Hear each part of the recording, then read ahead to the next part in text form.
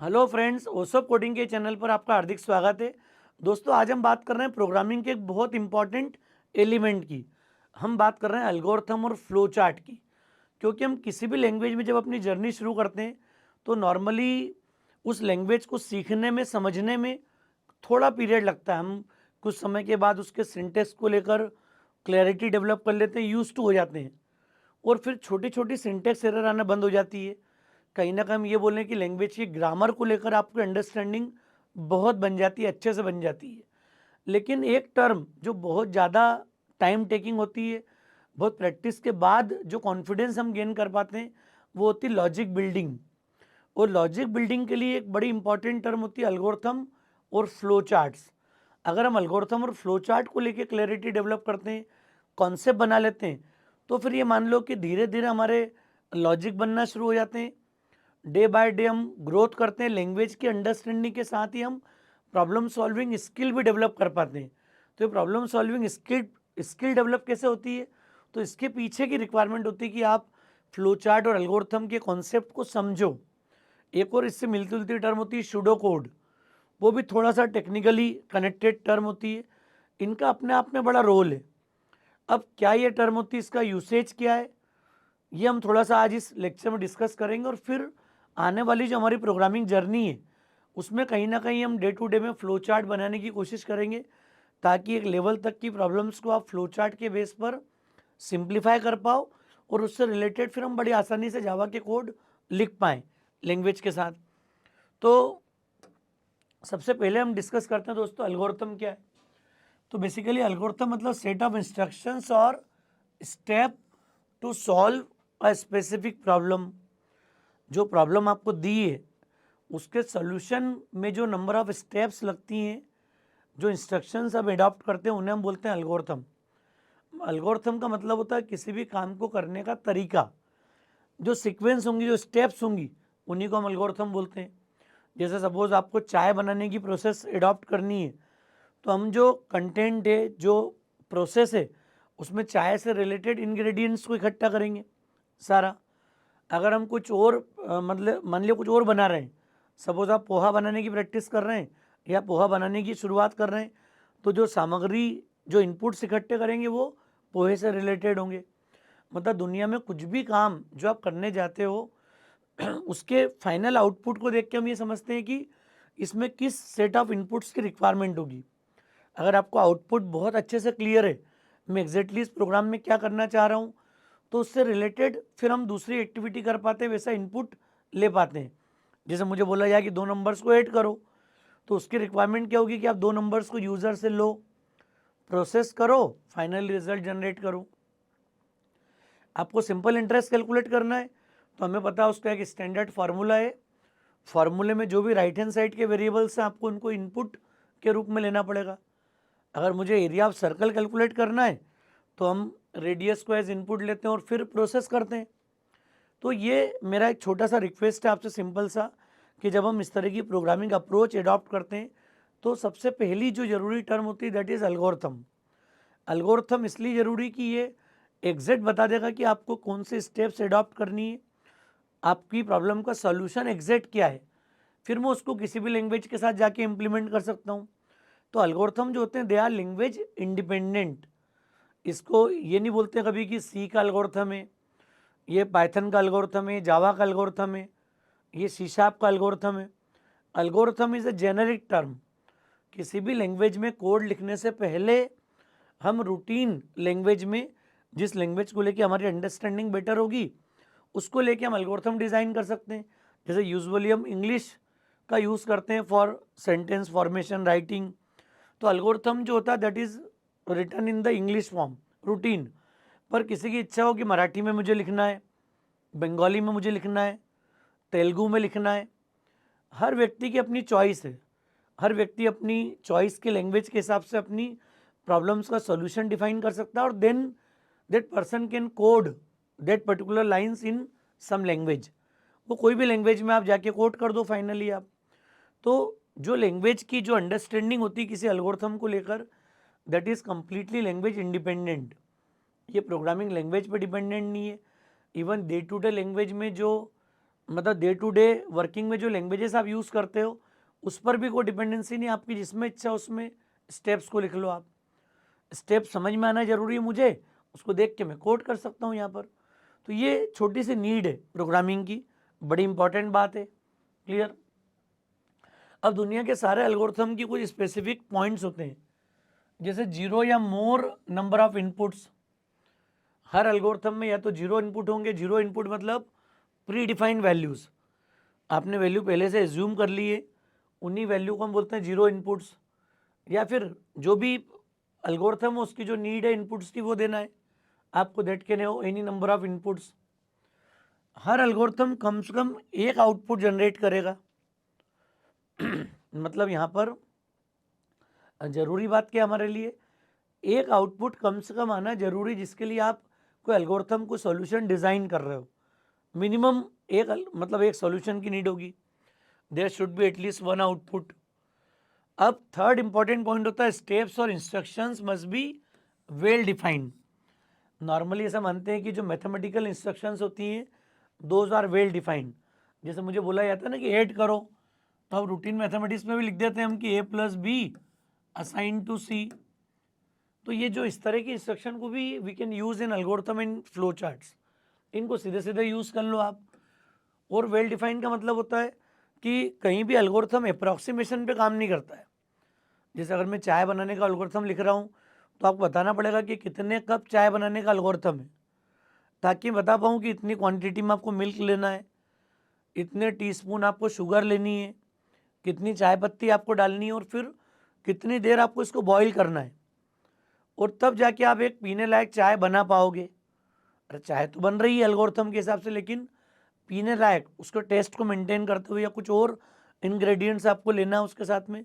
तो ये चीज़ क्या बताती है, वेल डिफाइंड। वेल डिफाइंड का मतलब कि क्वांटिटी आपको बहुत स्पेसिफिक हो, आपको कितनी देर बॉईल करना है, एक टाइम स्पेसिफिकेशन हो। मतलब दुनिया का कोई भी एल्गोरिथम कब काम का है मेरे लिए, जब उसकी सारी इंस्ट्रक्शंस वेल डिफाइंड हो। मैथमेटिकल इंस्ट्रक्शंस को भी हम लोग वेल डिफाइंड मानते हैं रूटीन में। और चौथी इसकी इंपॉर्टेंट बात है, जो स्टेप्स या इंस्ट्रक्शंस होंगी दोज मस्ट बी फाइनाइट। मतलब किसी एल्गोरिथम का सॉल्यूशन, किसी प्रॉब्लम का solution infinite number of steps में नहीं होगा। कहीं ना कहीं वो 50 राउंड, 100 बार, 200 बार, कितने स्टेप्स के बाद उसको टर्मिनेट करना है। मतलब किसी फाइनाइट वैल्यू के बाद उसको आपको स्टॉप करना जरूरी है। तो दुनिया के हर एल्गोरिथम का एक फाइनाइट नंबर ऑफ स्टेप में सॉल्यूशन देना जरूरी है। तो ये दोस्तों 4 इंपॉर्टेंट स्टेप्स हैं जो कि दुनिया के सारे एल्गोरिथम्स में, फ्लो चार्ट्स में, सूडो कोड्स में, इन सब चीज़ों का ध्यान रखना जरूरी है। इसी से मिलती जुलती एक टर्म होती है फ्लो चार्ट। फ्लो चार्ट से मतलब क्या हो गया, हम दोनों के एग्जाम्पल को साथ में लेंगे। फ्लो चार्ट सिंपली इस बात को बताता है कि जो एल्गोरिथम रिटर्न फॉर्म में सेम फ्लो चार्ट जो है उसको पिक्चर के फॉर्म में, विजुअल फॉर्म में, ग्राफिकल फॉर्म में, सिंबॉलिक फॉर्म में रिप्रेजेंट करता है। तो फ्लो चार्ट को हम एक तरीके से मानते हैं symbolic representation of algorithm, graphical representation of algorithm, या पिक्टोरियल रिप्रेजेंटेशन ऑफ एल्गोरिथम। मतलब टर्म एल्गोरिथम ही है, बस उसको आपने रिप्रेजेंट करने का तरीका चेंज कर लिया। बजाय लिखने के हम कुछ सिंबल्स यूज़ कर लें, उसके अंडरस्टैंडिंग ज़्यादा बेटर होगी। लैंग्वेज में हम कितना प्रॉपर उसको लिख पाते हैं उससे बेटर होता है कि आप सिंबॉलिक नोटेशंस में प्रॉब्लम को सॉल्व कर दो, उसके स्टेप्स को दे दो। तो ज़्यादा डिमांड जो होती है फ्लो चार्ट की इसलिए होती है कि वो ज़्यादा बेटर अंडरस्टैंडिंग प्रोवाइड करता है। और ये हम लोग बचपन से भी देखते सुनते आ रहे हैं कि हम जब किसी एग्ज़ाम में अपीयर होते हैं तो अपीयर होने में हम लोग ये नोटिस करते हैं कि मुझे ज़्यादा मार्क्स किसी क्वेश्चन में जब आते हैं जब मैं उसके साथ डायग्राम बना देता हूँ। डायग्राम अगर क्वेश्चन के आंसर में लिखा है कहीं पर और डायग्राम बनाया है साथ में आपने, तो फिर हम एक्सपेक्ट करते हैं कि नहीं इसमें तो मुझे ज़्यादा मार्क्स आएंगे।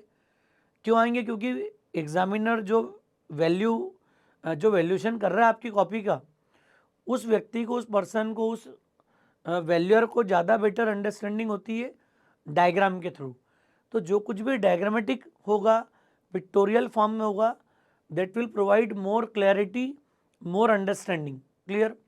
तो वो अप्रोच यहाँ पर भी होती है, सेम वही चारों पॉइंट यहाँ भी होते हैं जो कि हम लोग एल्गोरिथम में अडॉप्ट करते हैं. 0 या more number of inputs, at least there should be one output for every problem, one solution, step instruction सारी वेल डिफाइंड हो और फाइनाइट हो. तो नया कुछ भी नहीं है. जो एल्गोरिथम के इंपॉर्टेंट पॉइंट हैं वो सारे फ्लो चार्ट के पॉइंट भी हैं. बस फ्लो चार्ट में क्या होता है कि आपको सिर्फ सिंबल्स के इंपॉर्टेंस को समझना है. हम इलिप्स का यूज़ करते हैं यहाँ पर. इलिप्स यूज़ होता है स्टार्ट और स्टॉप के लिए. सो बोल सकते हैं बिगिन और एंड. किसी भी फ्लो चार्ट को स्टार्ट करना है, स्टॉप करना है, तो हम यूज़ करते हैं इलिप्स. तो इलिप्स के अंदर स्टार्ट स्टॉप लिख दो आप. ये इंडिकेट कर देगा this is the starting point, and point of the flow chart. Flow chart के हिसाब से बता दिया हमने. सेकंड होता है पैरेललोग्राम. और पहला तो इलिप्स. इलिप्स समझ में आता है मैथमेटिक्स में. इसको हमने बोल दिया इलिप्स. हिंदी बोलते हैं दीर्घवृत्त. स्टार्ट और स्टॉप के लिए यहाँ पर ये. सेकंड होता है पैरेललोग्राम. पैरेललोग्राम होता है समानांतर चतुर्भुज. दिस इज फॉर इनपुट और आउटपुट. ये इनपुट आउटपुट को डिफाइन करता है. ये बात ध्यान रखना, इनपुट आउटपुट जब भी लेंगे हम तो पैरेललोग्राम के अंदर ही लेंगे, समानांतर चतुर्भुज के अंदर. इसके बीच में कुछ भी लिखोगे आप, इनपुट ए बी, तो ये हमेशा इस बात को डिफाइन करता है, इनपुट और आउटपुट को. फिर होता है रेक्टेंगल. रेक्टेंगल बोला मतलब प्रोसेस या कैलकुलेशन के लिए. कुछ फार्मूला लगाना है मैथमेटिकल, कोई असाइनमेंट करना है, तो प्रोसेस होगी या कैलकुलेशन होगी, तो हम यूज़ करते हैं रेक्टेंगल. इन दोनों में बहुत कंफ्यूज होते हैं बच्चे. यूजुअली पैरेललोग्राम मतलब इनपुट और आउटपुट. दिख रहा है पैरेललोग्राम कैसा होता है. रेक्टेंगल यूज़ कर रहे हैं मतलब प्रोसेस या कैलकुलेशन के लिए. डायमंड हम लोग यूज़ करते हैं फॉर डिफाइनिंग कंडीशंस. डायमंड आती है कंडीशन या डिसीजन. तो जब डिसीजन मेकिंग की बात होगी प्रोग्रामिंग में, आपको कोई डिसीजन लेना है, ट्रू फॉल्स के बेस पर कोई एक्टिविटी परफॉर्म करना है, तो हम लोग डायमंड का यूज़ करते हैं यहाँ पर. लाइन होती फॉर कनेक्टिंग सिंबल्स, और ये कनेक्टर होता है स्मॉल सर्कल. इसको तो लाइन बोल दिया हमने. And this is what small circle, and this will use as a connector. Connector का रोल क्या होता है आपका. फ्लो चार्ट सपोज एक पेज पे बना रहे हो आप, और पेज खत्म हो गया तो हमने कनेक्ट कर दिया ए, और अगले पेज पे जाके हमने फिर एक कनेक्टर लगा दिया बी, सॉरी ए सेम, फिर कनेक्ट कर दिया. तो कनेक्टर हमेशा, मान लिया आपका पेज फिनिश हो गया है, फ्लो चार्ट कंटिन्यू है, तो आप यहाँ कनेक्टर लगा लो, सिंपल. तो ये बेसिक सिंबल है. Simple input output, start stop, calculation, decision, इनका रोल है सभी का अपनी पूरी प्रोसेस में. अब क्या करेंगे हम, इनको अगर समझना है, हमको देखना है, तो एल्गोरिथम भी बना के देखते हैं, फ्लो चार्ट भी बना के देखते हैं सिंपल अप्रोच में. तो अगर मुझे सपोज कोई बेसिक अप्रोच अगर अडॉप्ट करनी है कोडिंग को लेके, लॉजिक बिल्डिंग को लेकर, तो आपको ज़्यादा बेटर क्लैरिटी होगी कि हम कैसे काम कर सकते हैं यहाँ पर. तो सपोज मैंने एल्गोरिथम ले लिया.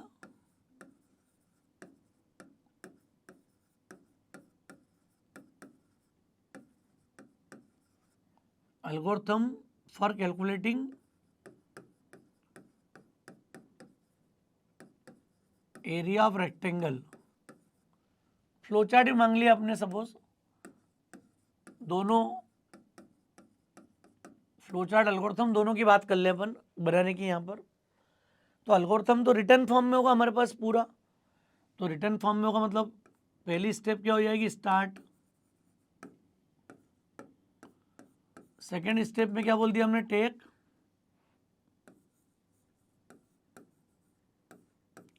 Length,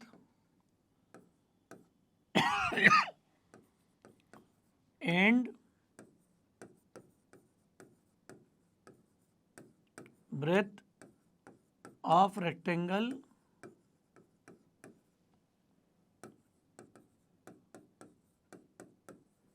as inputs.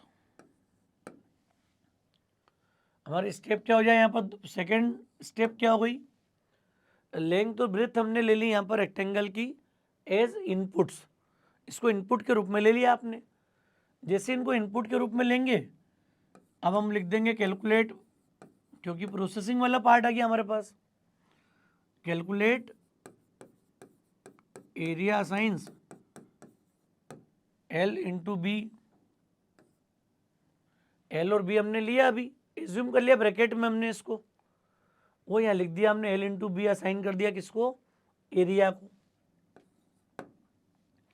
कैलकुलेट के बाद हम लोग क्या करते हैं फिर, प्रिंट, जो आपको रिजल्ट देना है यहाँ पर,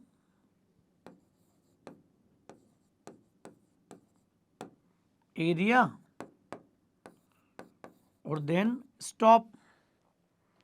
ये बेसिक हमारा एल्गोरिथम हो गया है, इंग्लिश लैंग्वेज का यूज़ करके लिख दिया हमने स्टेप्स को।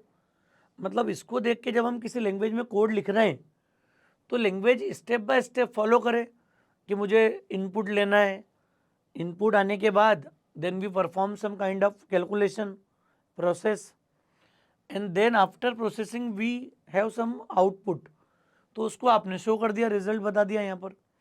ये बेसिक स्टेप हो गई हमारी। कहीं भी किसी भी तरह के प्रॉब्लम को आप सॉल्व करोगे, हमारे अप्रोच यही होगी, इनपुट, प्रोसेसिंग और आउटपुट, तीन मेजर स्टेप आपको मिलती है हर तरह की प्रॉब्लम के लिए। अब इसी को अगर फ्लो चार्ट से बनाना हो मुझे, तो क्या कर देंगे हम, फ्लो चार्ट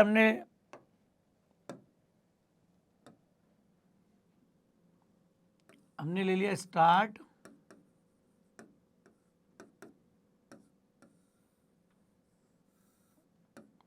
अब एक चीज जरूर ध्यान रखना है,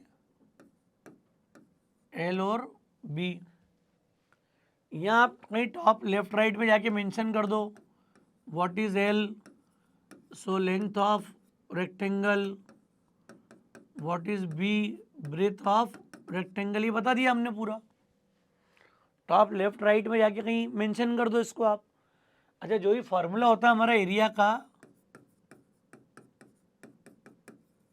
इसमें जो भी राइट साइड में ये हमारा इनपुट है, तो एरिया को मैंने यहाँ लिखा क्या इनपुट में, कहीं भी जो लेफ्ट साइड में जो रिजल्ट के रूप में आ रहा है वो हमारा आउटपुट है। इनपुट में आपको सिर्फ एल और बी लिखना है। अरे कई लैंग्वेज में हम देखते हैं कि हमें वेरिएबल डिक्लेयर करना पड़ते हैं, तो यहाँ वेरिएबल डिक्लेरेशन है क्या, अभी वेरिएबल डिक्लेरेशन की कोई नीड नहीं होती है फ्लो चार्ट में, सीधे सीधे एल और बी को ले लो इनपुट। इनपुट आने के बाद पैरेललोग्राम में ले लिया हमने, अभी आ गया area science L into B, तो ये पैरेललोग्राम में हमने इनपुट ले लिया, रेक्टेंगल ले लिया हमने कैलकुलेशन के लिए यहाँ पर, और फिर हमने रिजल्ट देने के लिए पैरेललोग्राम का यूज़ कर लिया, एंड प्रिंट एरिया, और एरो वगैरह दिख रहा है अपने को यहाँ पर सब प्रॉपर। एरो जरूर बनाना है ताकि हम सिंबल्स की कनेक्टिविटी समझ पाएँ, पूरी फ्लो समझ पाएँ। तो क्या होगा, इतना सब लिखने के से बेटर होगा कि आप फ्लो चार्ट बना लो, और फ्लो चार्ट की फिर हम आगे प्रैक्टिस डेवलप करेंगे। हर प्रॉब्लम के सॉल्यूशन के बाद अगर आप कोई जावा कोड लिखने जा रहे हैं तो तीन बातें तो समझ में आ गई आपको अच्छे से। सबसे पहले इनपुट, फिर प्रोसेस और देन आउटपुट। यही हमने बेसिकली अडॉप्ट किया यहाँ पर, चूंकि फार्मूला बेस्ड सॉल्यूशन है ये, बहुत सिंपल फार्मूला बेस्ड मतलब सॉल्यूशन है ये, फ्लो चार्ट है। तो हमने सीधे सीधे बस इनपुट लिया, फार्मूला लगाया और रिजल्ट जनरेट कर दिया। अभी हम शुरुआत जब करेंगे प्रोग्रामिंग की तो हम इसी पर बेस्ड काम करेंगे, कुछ फार्मूला बेस्ड प्रॉब्लम को सॉल्व करेंगे जावा के थ्रू, जावा प्रोग्राम लिखेंगे छोटे छोटे इनके लिए। और जब आप इन छोटी छोटी प्रॉब्लम को सॉल्व कर लेते हो कॉन्फिडेंटली, तो फिर डे बाय डे थोड़ा सा फ्लो चार्ट का लेवल बढ़ेगा, प्रॉब्लम की कॉम्प्लेक्सिटी बढ़ेगी, और फिर हम कहीं ना कहीं फ्लो चार्ट के बेसिस पर कॉन्सेप्ट बना पाएंगे कि मुझे किस तरह से सॉल्यूशन बनाना है किसी लैंग्वेज के अंदर। तो लैंग्वेज सीखना आसान है, लेकिन लॉजिक बिल्डिंग करना, प्रोग्रामिंग फाउंडेशन स्ट्रॉन्ग करना, ये बड़ा चैलेंजिंग काम है। तो दोस्तों जब हम बिगिनर के रूप में शुरुआत कर रहे हैं तो आप मान लो कि ये बड़ी इसेंशियल स्टेप है। ये स्टेप अगर आप प्रॉपर फॉलो करोगे तो हमारे लिए कोडिंग में आगे बढ़ना बहुत आसान होगा। एल्गोरिथम, फ्लो चार्ट दोनों बड़ी इंपॉर्टेंट टर्म है। अगर हम इन दोनों को प्रॉपर समझ के आगे बढ़ रहे हैं तो लैंग्वेज में कमांड करना हमारे लिए बहुत आसान है। तो दोस्तों मुझे उम्मीद है लेक्चर आपको समझ में आ गया होगा। लेक्चर ठीक लगा हो तो फ्रेंड्स को ज़रूर शेयर कीजिएगा। ओसोप कोडिंग को अगर आपने सब्सक्राइब नहीं किया तो मेरा रिक्वेस्ट है चैनल को सब्सक्राइब जरूर करें। Thanks a lot.